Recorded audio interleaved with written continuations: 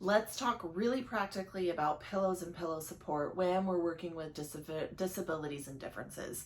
You'll often walk in, some parents will have a breastfeeding pillow, some won't. You can really assess the situation when you're walking into a home by what does that parent grab. Ask what pillows are you using, what support are you using. If you're in a hospital setting, you're going to have those hospital pillows. We know some of those are nice and fluffy, but most of them are pretty flat. You'll often see a parent that builds themselves this platform of pillows in order to be able to try to prop up the baby. One of the best tips and tricks is instead of having pillows flat and building a surface, we're taking the pillow sideways and pushing down. So instead of needing to have 15 pillows, we're just using one turned sideways to then give that extra lift.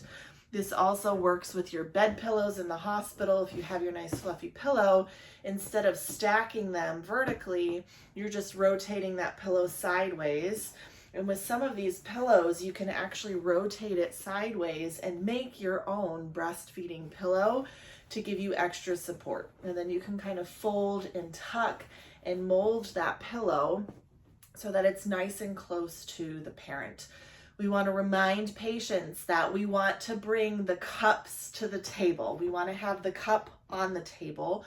So we want to have that pillow really at breast level so that it is supporting the parent and the weight of the baby. If the baby's behind you, the pillow support is behind. If the baby is in front, we again can be molding and shaping and forming that pillow so that it is supporting the parent with the baby in their arms. When you're using a traditional pillow, like a boppy, instead of having it flat, where then the parent, I see them so much, they have the cups on the table, but then they're shoving pillows underneath. You can really avoid that by, instead of having it tabled, we just rotate that pillow so that the arms of the boppy are tucked up into the armpit. And now all of a sudden we have good support of the arms and shoulders. The pillow is on the lap and the baby is right here at the appropriate level. So really quick strategy. Now you can't tell from video, I'm actually over 6 feet tall and I have a very long 6-foot torso. So if this works for me with a long torso, rotating this will work for your taller patients. And again, where you rotate to is dependent on that particular parent's anatomy. When you're in cross cradle, across, or cradle hold, having the pillow this way works. If you're in football, encourage the pillow to be rotated. Again, instead of a table ledge, we want to actually just fold and rotate that around. Some will tuck this between the breast, some will still tuck it under the opposite breast, but you're rotating that pillow nice and snug so that you're being supported. If you happen to have a pillow like this that has a strap behind it, you can do a similar concept. You can encourage that parent either to come in and buckle that and tighten to take that load of the baby, or you can still be rotating this pillow so that you can get a good, comfortable, supported latch. Some of these pillows will have bumps on them. Here, this is where the head goes. If you don't like the bump, if they don't like where it lands, just turn the pillow over and it's flat on the bottom. You could also build a mound. Most of these have removable covers where you could take something else and you could actually put additional padding in here to give you a bigger bump, a bump in a different place, a lip or rim around the edge so that a parent can feel more support with a limb.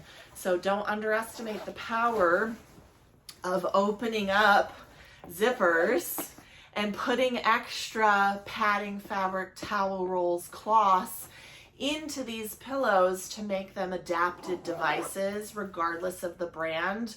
You can build yourself additional supports right into your pillow system.